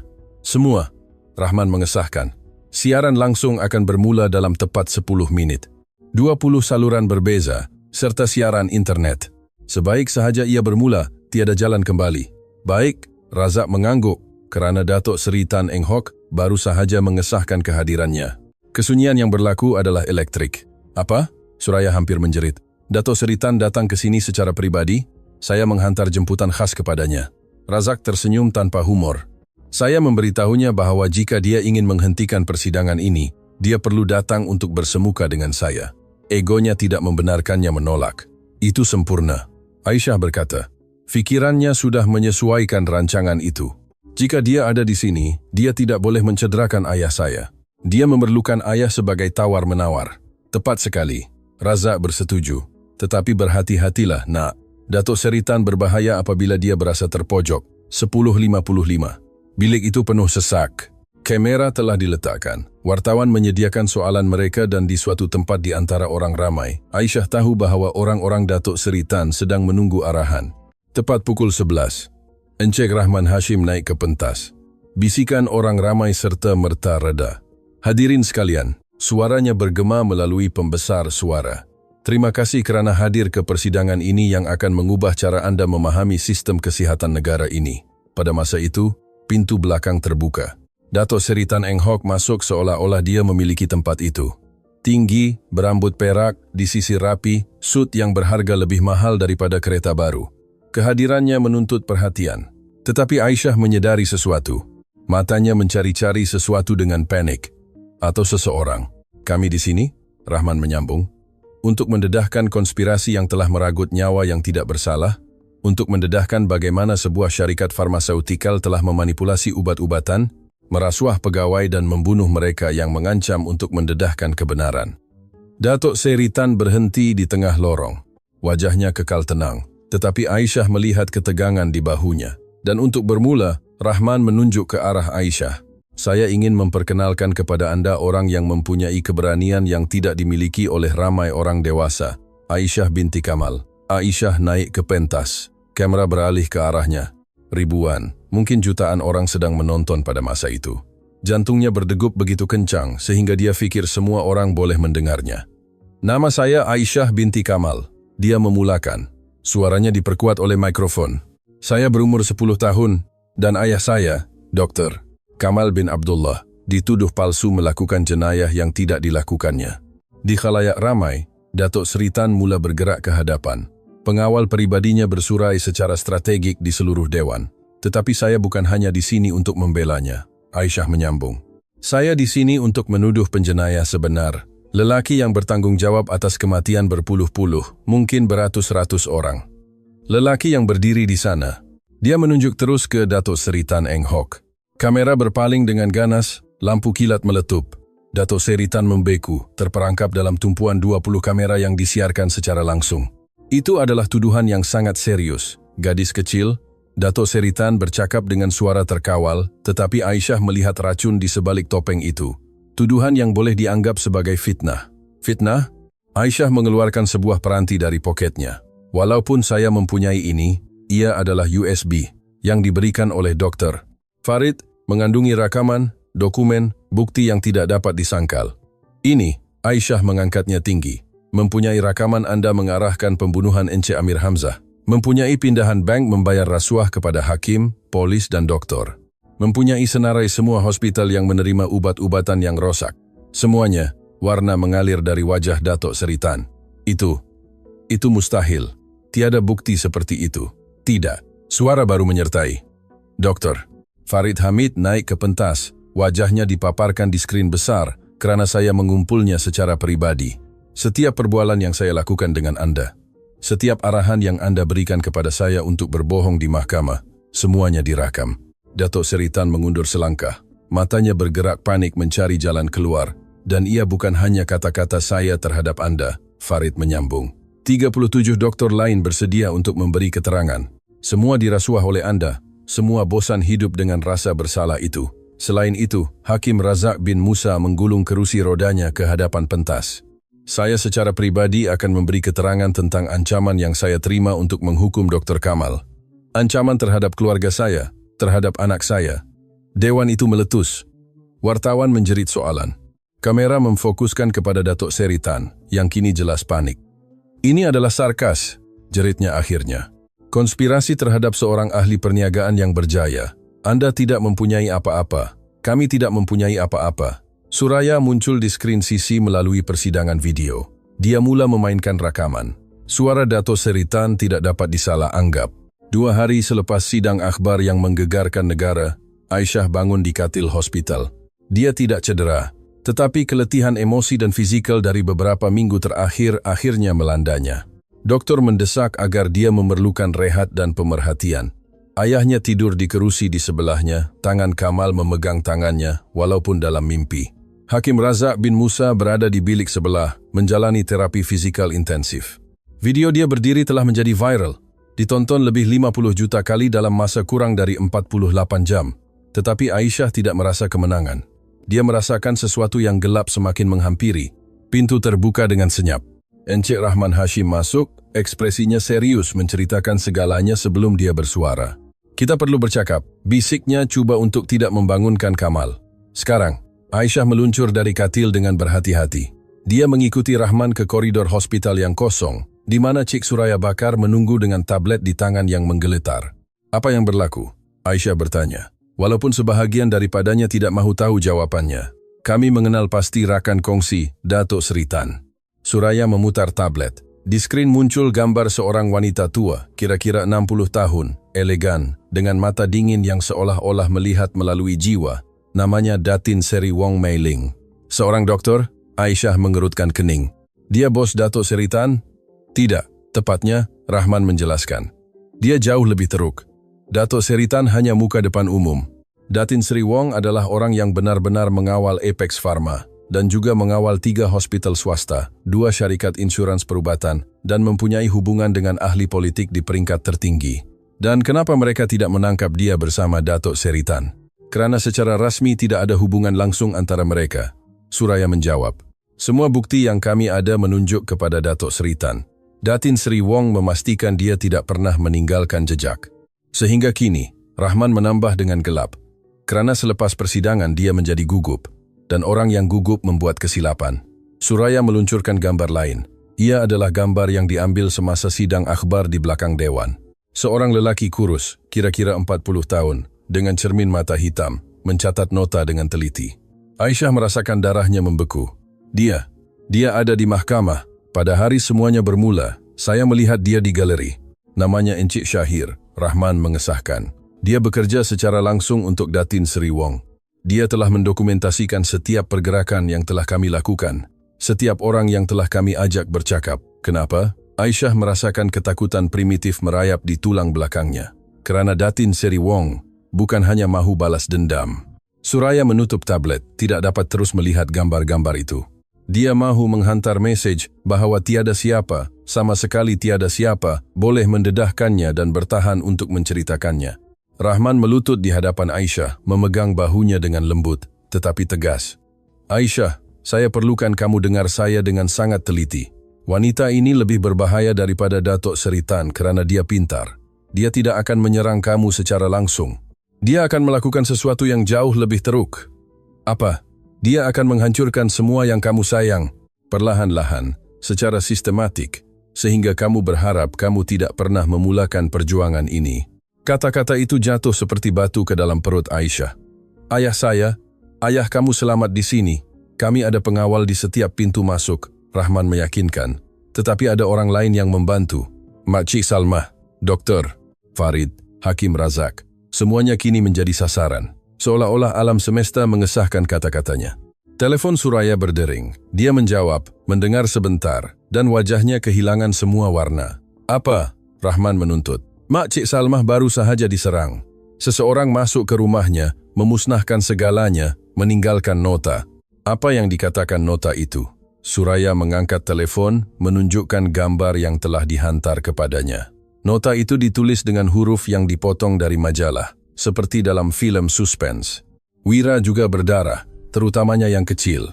Aisyah merasakan kakinya longlai. Rahman memegangnya sebelum dia jatuh. Kita perlu mengeluarkan semua orang dari sini. Suraya berkata dengan tergesa-gesa. Pindahkan Kamal, Razak, Aisyah, ke tempat yang selamat. Di mana tidak? Suara Aisyah memotong keputusasaan. Kita tidak akan bersembunyi. Aisyah, kamu seorang kanak-kanak. Kamu tidak boleh. Saya akan menamatkan ini. Jeritnya, mengejutkan kedua-dua orang dewasa itu.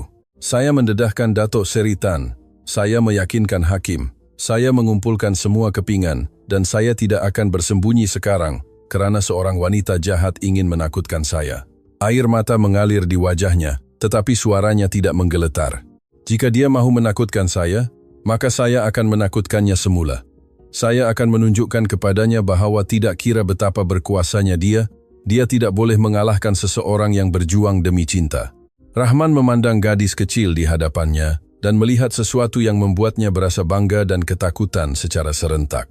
Dia melihat seseorang yang sanggup mengorbankan segalanya. Apa cadangan awak? Tanyanya akhirnya. Perangkap. Aisyah mengelap air matanya. Tetapi kali ini dia adalah tikus. Di bilik sebelah, Hakim Razak bin Musa berdiri di hadapan palang selari, melangkah dengan terketar-ketar, tetapi dengan sengaja. Fisioterapis memberinya semangat, tetapi Razak hampir tidak mendengar. Fikirannya berada di tempat lain. Pintu terbuka dan anak sulungnya, Hafiz Razak, masuk berlari. Dia seorang pemuda berusia 25 tahun, Orang yang sama yang Dr. Kamal telah selamatkan bertahun-tahun yang lalu. Ayah, dia mengah. Saya perlu bercakap dengan ayah. Ia mendesak. Razak menjatuhkan diri ke kerusi roda. Keletihan, tetapi berpuas hati dengan kemajuannya. Apa yang berlaku? Nak, saya menerima ini hari ini. Hafiz menghulurkan sampul surat. Di dalamnya terdapat gambar-gambar. Gambar-gambar dia keluar dari Pangsapuri, pergi bekerja, makan tengah hari dengan rakan-rakan. Setiap gambar mempunyai tanda X merah di wajahnya. Warna mengalir dari wajah Razak. Bila ini sampai, pagi ini, ayah, ada apa-apa lagi? Mereka kata jika ayah memberi keterangan terhadap organisasi Datuk Seritan dalam perbicaraan yang akan datang, saya akan. Tidak! Razak memotongnya, suaranya pecah. Saya tidak akan membiarkan apa-apa berlaku kepada kamu. Saya akan. Ayah akan apa? Menarik balik? Selepas semua yang berlaku, Hafiz melutut di hadapan ayahnya. Ayah, dengar saya. Bertahun-tahun saya melihat ayah hidup di kerusi itu, tawanan bukan badan ayah, tetapi ketakutan ayah. Dan sekarang, apabila ayah akhirnya menemui keberanian untuk berdiri, ayah akan duduk semula. Tetapi kamu anak saya tidak boleh berisiko. Dr. Kamal menyelamatkan saya ketika saya berusia 8 tahun. Hafiz memotong. Dia memberi saya peluang kedua dalam hidup. Dan Anda tahu apa yang saya lakukan dengan peluang itu? Saya belajar perubatan. Saya menjadi pakar pediatrik. Saya telah menyelamatkan puluhan kanak-kanak kerana seseorang menyelamatkan saya terlebih dahulu. Air mata mengalir di wajah Razak. Jika kita mati melindungi apa yang benar, Hafiz menyambung, maka kita mati menghormati kehidupan yang Dr. Kamal kembalikan kepada saya. Tetapi jika kita hidup sebagai pengecut, maka dia menyelamatkan saya untuk tiada apa-apa. Ayah dan anak berpelukan, kedua-duanya menangis, kedua-duanya ketakutan, kedua-duanya berazam. Pada masa itu, Aisyah muncul di pintu bersama Rahman dan Suraya. Yang Arif, katanya dengan suara tegas, kami memerlukan bantuan. Yang Arif sekali lagi, tetapi kali ini, ia akan lebih berbahaya daripada sebelumnya. Malam itu, di sebuah banglo di pinggir bandar, Datin Seri Wong Mei Ling menerima laporan daripada Encik Syahir. Ugutan telah disampaikan. Syahir melaporkan. Mak Cik Salmah ketakutan. Anak Hakim juga. Dalam 24 jam, semua orang akan terlalu takut untuk memberi keterangan. Dan gadis kecil itu? Datin Seri Wong bertanya sambil menghirup minuman mahalnya. Dia di hospital. Dikawal. Tetapi terdedah. Bagus, Datin Seri Wong tersenyum. Kanak-kanak selalu menjadi kelemahan Wira. Apabila Dr. Kamal melihat apa yang akan kami lakukan kepada anak perempuannya. Maaf, saya mengganggu. Sebuah suara baru menyertai perbualan. Kedua-duanya berpaling untuk melihat Dr. Farid Hamid masuk melalui pintu utama, diiringi oleh pengawal keselamatan, Dr. Farid. Datin Seri Wong berdiri, terkejut. Apa yang Anda lakukan di sini? Saya datang untuk membuat tawaran. Farid menjawab. Suaranya letih. Saya tahu Anda merancang untuk mencederakan Aisyah, dan saya tidak boleh membiarkan kanak-kanak lain mati kerana organisasi ini. Anak Anda sudah mati, Doktor, Syahir berkata dengan kejam. Apalagi yang boleh Anda rugi? Jiwa saya, Farid menjawab ringkas. Saya sudah kehilangan anak saya sudah kehilangan kehormatan saya, tetapi ada satu perkara yang saya tidak akan rugi, peluang untuk melakukan satu perkara yang betul sebelum saya mati. Datin Seri Wong menelitinya dengan teliti. Apa yang Anda cadangkan? Benarkan saya membawa Aisyah keluar dari hospital? Saya akan memberi Anda peluang yang sempurna untuk melakukan apa sahaja yang Anda perlu lakukan. Sebagai balasannya, Anda meninggalkan Dr. Kamal dan semua orang lain sendirian. Mengapa kami akan membuat perjanjian itu? Syahir tidak mempercayai. Kami boleh sahaja mengambil gadis itu bila-bila masa kami mahu. Anda tidak boleh, Farid tersenyum pahit. Kerana dia kini mempunyai pengawal, kerana media sentiasa mengikutinya. Sebarang pergerakan yang jelas akan dilihat. Tetapi jika saya, lelaki yang kononnya menyelamatkannya, membawanya keluar dari hospital mengatakan ia adalah untuk melindunginya, tiada siapa yang akan curiga. Datin Seri Wong mempertimbangkan ini. Dan apa yang Anda dapat dari perjanjian ini? Kedamaian, Farid menjawab. Kedamaian mengetahui bahawa sekurang-kurangnya saya menyelamatkan satu perkara dalam bencana ini. Selamatkan gadis itu dengan membuat dia menyerahkan Dr. Kamal. Dia akan menyerah diri untuknya dan saya akhirnya akan dapat memandang anak saya di syurga tanpa rasa malu. Kesunyian meluas. Akhirnya, Datin Seri Wong mengangguk. Baiklah, Dr. Farid. Anda mempunyai 24 jam untuk menyerahkan gadis itu. Jika Anda gagal, saya tidak akan gagal. Farid berpaling untuk keluar. Esok tengah malam Anda akan mempunyai Aisyah binti Kamal, dan ini akhirnya akan berakhir. Apabila Farid keluar dari banglo itu, dia berjalan ke keretanya dengan kaki yang menggeletar, duduk di belakang stereng, dan menangis buat pertama kalinya sejak anaknya meninggal dunia. Kemudian dia mengeluarkan teleponnya dan mendial nombor. Rahman, katanya apabila dijawab. Saya sudah masuk, rancangan sedang berjalan. Keesokan harinya, ketika matahari terbenam di bandar, Aisyah duduk di bilik hospital memandang keluar tingkap.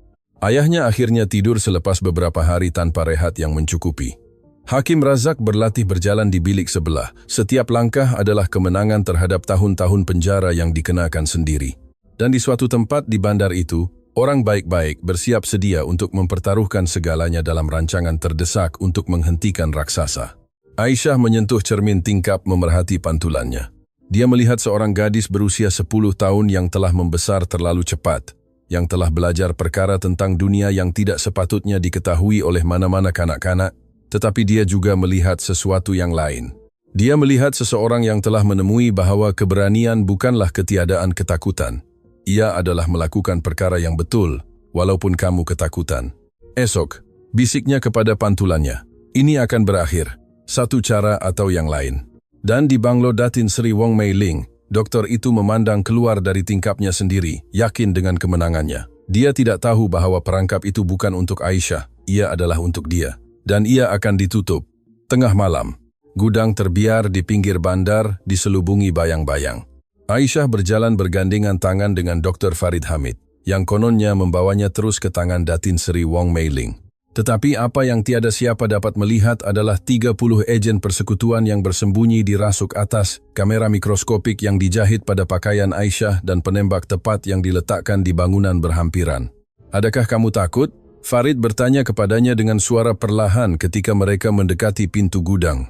Saya ketakutan, Aisyah mengakui. Tetapi ayah saya mengajar saya bahwa ketakutan hanya menang apabila kita berhenti melakukan perkara yang betul. Farid menggenggam tangannya. Kamu lebih berani daripada mana-mana orang dewasa yang saya kenali. Pintu-pintu terbuka. Di dalam, Datin Sri Wong Mei Ling menunggu bersama Encik Syahir dan sedozen pengawal. Cahaya malap gudang itu menghasilkan bayang-bayang menari, yang menjadikan segalanya kelihatan seperti mimpi ngeri. Dr. Farid. Datin Sri Wong tersenyum, tetapi tiada kehangatan dalam senyuman itu. Saya lihat Anda menunaikan bahagian Anda dalam perjanjian itu. Ini gadis itu. Farid menolak Aisyah perlahan ke hadapan. Sekarang tunaikan pula bahagian Anda. Biarkan Dr. Kamal dan semua orang lain sendirian. Tentu saja, Datin Sri Wong berbohong dengan lembut mendekati Aisyah. Gadis kecil, Anda telah menyebabkan banyak masalah, lebih daripada yang sepatutnya dilakukan oleh seorang kanak-kanak. Dan Anda telah mencederakan ramai orang. Aisyah menjawab. Suaranya tegas walaupun ketakutan yang dirasainya lebih daripada yang sepatutnya dilakukan oleh sesiapapun. Datin Sri Wong membongkok untuk berada setinggi Aisyah. Anda tahu apa yang berlaku kepada kanak-kanak perempuan yang tidak berdiam diri. Mereka menjadi wanita yang mengubah dunia. Aisyah menjawab memandangnya terus ke mata. Seketika, sesuatu berkelip di ekspresi Datin Sri Wong. Kejutan mungkin, atau rasa hormat yang tidak disengajakan. Sayang sekali, katanya akhirnya berdiri. Kami boleh menggunakan seseorang dengan keazaman Anda dalam organisasi kami. Syahir, bawa dia ke. Kemana sebenarnya? Sebuah suara baru bergema di seluruh gudang. Lampu utama menyala secara tiba-tiba, membutakan semua orang buat sementara waktu. Apabila penglihatan menjadi jelas, Encik Rahman Hashim berdiri di pintu masuk utama, diapit oleh ejen persekutuan dengan senjata terhunus. Datin Sri Wong Mei Ling, Rahman mengumumkan, secara rasmi, Anda ditangkap kerana konspirasi untuk melakukan pembunuhan, pemalsuan ubat-ubatan palsu, rasuah pegawai awam, dan kira-kira 37 tuduhan tambahan. Wajah Datin Sri Wong berubah, dari yakin kepada kemarahan dalam sekelip mata. Bagaimana? Bagaimana Anda tahu saya akan datang secara pribadi? Farid melangkah ke hadapan, menjauhi pengawal Datin Sri Wong, kerana saya mengkaji profil psikologi Anda selama berbulan-bulan. Anda tidak pernah mempercayakan kerja kotor kepada orang lain. Anda selalu ingin hadir untuk pukulan terakhir. Ego Anda tidak membenarkan Anda melakukan perkara lain. Pengkhianat, Syahir cuba mencapai senjatanya, tetapi 3 ejen menjatuhkannya sebelum dia dapat menyentuhnya. Saya bukan pengkhianat. Farid berkata dengan tenang ketika Syahir digari. Saya seorang ayah yang kehilangan anaknya kerana organisasi ini. Dan sekarang, saya akan memastikan tiada ayah lain yang melalui perkara yang sama. Datin Seri Wong cuba berundur ke pintu belakang, tetapi mendapati jalannya dihalang. Hakim Razak bin Musa muncul dari bayang-bayang, tetapi bukan dikerusi rodanya. Dia berjalan perlahan-lahan dengan tongkat untuk sokongan, tetapi berjalan dengan maruah yang dipulihkan. Datin Seri Wong, katanya, dan suaranya mempunyai beban keadilan bertahun-tahun akhirnya dilayani. Dalam kapasiti saya sebagai Magistrat Mahkamah Tinggi, saya secara pribadi akan memastikan Anda menghadapi setiap tuduhan, setiap nyawa yang Anda musnahkan, setiap keluarga yang Anda rosakkan. Anda, Datin Seri Wong, menunjuk kepadanya dengan jari yang menggeletar. Anda lumpuh. Bagaimana? Seorang gadis kecil yang berani mengajar saya bahawa penjara yang kita bina dalam fikiran kita lebih kuat daripada mana-mana sangkar fizikal. Razak menjawab, dan satu-satunya jalan menuju kebebasan sejati adalah melakukan yang benar, tidak kira apapun kosnya. Aisyah berlari ke arahnya. Razak menghulurkan lengannya yang bebas dan dia berlindung di sisinya sementara ejen-ejen mengepung Datin Seri Wong. Ini tidak berakhir di sini, Datin Seri Wong mendesis ketika digari. Saya mempunyai peguam, hubungan, rakan-rakan di tempat tinggi. Anda ada. Suraya Bakar muncul memegang tablet. Kerana dalam 30 menit terakhir, semasa Anda berada di sini, ejen persekutuan secara serentak menangkap 17 pegawai rasuah dalam senarai gaji Anda, termasuk 2 senator, 5 hakim dan pengarah agensi kawal selia ubat-ubatan. Ketika Datin Seri Wong menjadi pucat, kerana Aisyah bukan sahaja merancang untuk memerangkap Anda, Rahman menjelaskan, dia merancang untuk membongkar rangkaian lengkap Anda, setiap nama dalam dokumen Farid, setiap pindahan bank, setiap perbualan yang dirakam, kami menggunakan semuanya. Seorang kanak-kanak, Datin Seri Wong berbisik dengan rasa tidak percaya. Seorang kanak-kanak berusia 10 tahun menghancurkan saya. Tidak, Aisyah bercakap dengan suara yang jelas. Kejahatan Anda sendiri yang menghancurkan Anda. Saya hanya memastikan dunia melihatnya. Pada masa itu, pintu belakang gudang terbuka. Dr. Kamal bin Abdullah masuk berlari. Dia telah menunggu di kenderaan arahan sebagai sebahagian daripada rancangan itu. Apabila dia melihat Aisyah selamat dan sihat, kakinya hampir menyerah kerana lega. Ayah. Aisyah berlari ke arahnya meluru ke dalam pelukannya. Kamal menangkapnya, memusingkannya di udara. Air mata mengalir bebas di wajahnya. Anakku yang berani, anakku yang berani, anakku yang kecil. Kita berjaya, ayah. Aisyah teresak-esak di lehernya. Sudah selesai. Kita sudah selamat. Terima kasih kepada kamu. Kamal menurunkannya melutut untuk memandang matanya. Terima kasih kepada keberanian kamu, kecerdasan kamu, hati kamu yang besar, yang tidak pernah berhenti percaya pada apa yang benar. Ayah dan anak berpelukan sementara ejen-ejen membawa keluar Datin Seri Wong Mei Ling yang digari. Mak Cik Salma, yang telah menyelaraskan dari pusat arahan, masuk ke gudang dengan mata berlinang air mata. Dr. Kamal, katanya dengan suara pecah. Selama 40 tahun saya telah melihat banyak di hospital, tetapi saya tidak pernah melihat sesuatu seperti apa yang gadis ini lakukan untuk Anda. Dia menyelamatkan lebih dari nyawa saya. Kamal menjawab, memeluk Aisyah lebih erat. Dia menyelamatkan saya dari kehilangan kepercayaan terhadap kemanusiaan. 3 minggu kemudian, bilik perbicaraan Mahkamah Tinggi penuh sesak. Tetapi kali ini bukan untuk menghakimi dokter. Kamal bin Abdullah, ia adalah untuk menghormatinya. Aisyah duduk di barisan hadapan, memakai gaun cantik yang Mak Cik Salmah berkeras untuk membelikannya. Di sebelahnya adalah Suraya dan Rahman. Di belakang mereka berpuluh-puluh pesakit yang telah diselamatkan oleh Kamal selama bertahun-tahun. Hakim Razak bin Musa mempengerusikan majlis itu. Dia berdiri di belakang platform, tanpa tongkat, tanpa sokongan. Dia telah menghabiskan 3 minggu dalam terapi intensif dan kini boleh berjalan hampir tanpa kesukaran. Video pemulihannya telah menjadi inspirasi kepada jutaan orang yang menghadapi pertempuran mereka sendiri. Dr. Kamal bin Abdullah, Razak mengumumkan suaranya bergema dengan autoriti yang dipulihkan. Selama 15 tahun Anda telah berkhidmat kepada komuniti ini dengan dedikasi yang teladan. Anda telah menyelamatkan nyawa apabila orang lain enggan mengambil risiko. Anda telah mempertahankan yang lemah apabila orang lain memandang ke sisi. Dan Anda telah mengajar kami semua makna sebenar sumpah Hipokratis. Kamal naik ke platform, terharu dengan emosi. Tetapi lebih penting, Razak menyambung. Anda mengajar kami bahawa kebesaran sejati bukanlah tidak pernah jatuh, tetapi bangkit setiap kali kita jatuh. Dalam kes saya, secara harfiah, gelak tawa lembut memenuhi dewan. Oleh itu, adalah kehormatan saya untuk menyampaikan kepada Anda pingat merit warga negara, anugerah tertinggi yang boleh diberikan oleh mahkamah ini. Dr. Kamal, Anda mewakili yang terbaik dari kemanusiaan. Apabila Razak meletakkan pingat di leher Kamal, tepukan gemuruh. Tetapi Kamal hanya memandang seorang. Yang Arif, katanya apabila tepukan reda, dengan segala hormatnya, ada orang lain yang lebih layak menerima penghormatan ini daripada saya. Dia berpaling ke arah Aisyah. Anak saya, yang pada usia 10 tahun menunjukkan lebih keberanian daripada kebanyakan orang dalam seumur hidup yang mempertaruhkan segalanya untuk mempertahankan apa yang benar, yang mengajar kita semua bahawa usia tidak penting apabila hati Anda cukup besar.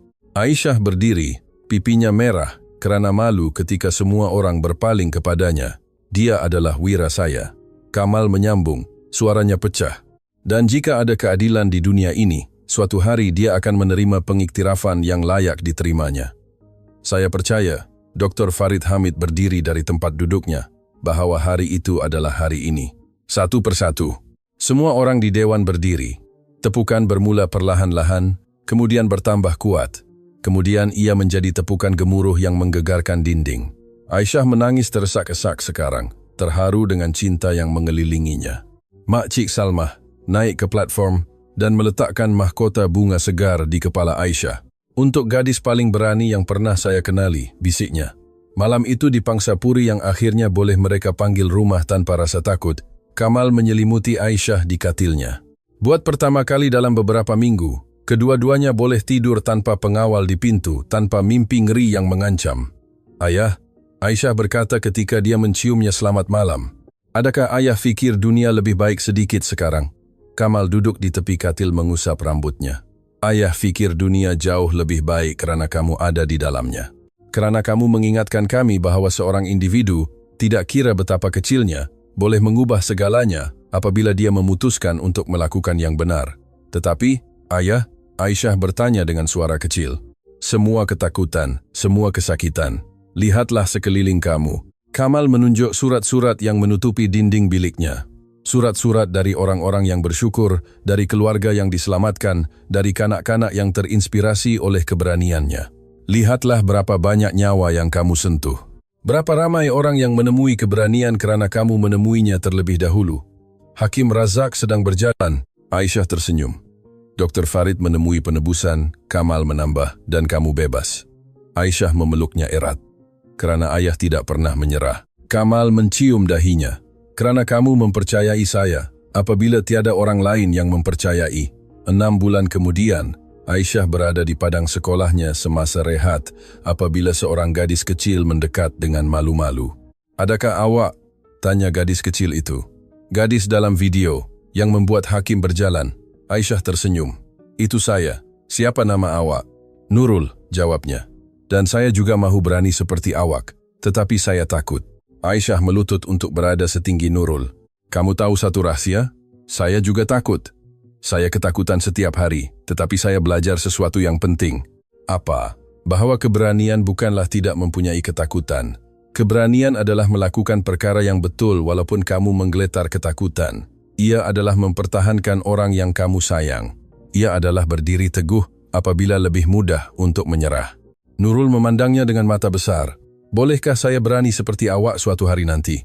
Kamu boleh berani sekarang juga. Aisyah menghulurkan tangannya. Setiap kali kamu mengatakan kebenaran, setiap kali kamu mempertahankan seseorang, setiap kali kamu melakukan yang benar, walaupun ia sukar, itu adalah keberanian. Nurul mengambil tangannya tersenyum buat kali pertama, dan pada masa itu Aisyah faham bahawa inilah yang sebenarnya penting. Bukan pingat, bukan pengiktirafan, tetapi menginspirasi gadis kecil yang seterusnya untuk menemui suaranya sendiri. Di klinik perubatan yang baru di Ubah Suai, Dr. Kamal bin Abdullah merawat pesakit terakhirnya hari itu. Dinding-dindingnya ditutupi dengan gambar-gambar, pesakit yang pulih, keluarga yang bersatu semula, nyawa yang diselamatkan. Dan di tengah, di bingkai emas, adalah gambar Aisyah berdiri di mahkamah, menunjuk Datuk Seri Tan Eng Hock dengan kapsyen, "Seorang kanak-kanak mengubah dunia, Hakim Razak bin Musa menamatkan larian maraton 5 km pertamanya, melintasi garisan penamat dengan air mata kegembiraan. Anaknya Hafiz berlari di sisinya, begitu juga Aisyah yang berkeras untuk menemani mereka. Dr. Farid Hamid membuka sebuah yayasan sempena nama anaknya, menyediakan rawatan percuma untuk kanak-kanak dengan penyakit terminal. Di plak perasmian tertulis, sebagai penghormatan kepada semua kanak-kanak berani, terutamanya Aisyah binti Kamal, yang mengajar kami bahwa penebusan adalah mungkin. Dan di dalam sel keselamatan maksimum, Datin Seri Wong Mei Ling menjalani hukuman penjara 80 tahun tanpa kemungkinan parol. Dato Seri Tan Eng Hock berada di sel bersebelahan dengan hukuman yang serupa. Tetapi cerita itu tidak berakhir di situ, kerana di sekolah-sekolah di seluruh negara, guru-guru menceritakan kisah Aisyah binti Kamal, gadis kecil yang mencabar sistem yang korup, gadis kecil yang menyelamatkan ayahnya, gadis kecil yang mengajar seorang hakim lumpuh bagaimana untuk berjalan semula. Dan di setiap kelas, di setiap waktu rehat, di setiap rumah, kanak-kanak mendengar cerita itu dan memahami sesuatu yang fundamental, bahwa Anda tidak perlu menjadi besar untuk membuat perbezaan besar, bahwa Anda tidak perlu menjadi dewasa untuk mempertahankan yang benar, bahwa suara kecil apabila mengatakan kebenaran boleh menjadi lebih kuat daripada 1000 pembohongan. Malam itu, di bawah bintang-bintang yang bersinar di atas kota, Aisyah berada di balkoni pangsapurinya bersama ayahnya. Bulan telah berlalu sejak hari Selasa, di mahkamah yang mengubah segalanya. Ayah, tanyanya menyandarkan kepalanya ke ayahnya. Ya, anakku yang berani. Jika ayah perlu melalui semuanya sekali lagi, adakah ayah akan melakukannya? Kamal memeluknya lebih erat. Setiap detik kesakitan, setiap saat ketakutan, setiap air mata, saya akan melakukan semuanya sekali lagi, jika ia bermakna memiliki saat ini bersama kamu sekarang. Bebas, bersama, berjaya. Saya juga, Aisyah berbisik. Kerana saya belajar bahwa cinta selalu menang. Mungkin tidak segera, mungkin tidak mudah, tetapi pada akhirnya, cinta selalu menang. Dan ketika bintang-bintang bersinar di atas, ayah dan anak berpelukan, mengetahui bahwa mereka telah melancarkan pertempuran paling sukar dalam hidup mereka dan telah menang bukan kerana mereka lebih kuat, bukan kerana mereka lebih pintar, tetapi kerana mereka tidak pernah berhenti percaya pada kuasa melakukan yang benar. Dan itulah akhirnya pelajaran yang dunia perlu ingat, bahwa seorang yang berani boleh mengubah dunia, terutamanya apabila orang itu kecil, berazam dan mempunyai hati yang cukup besar untuk mencintai, walaupun dia diajar untuk membenci.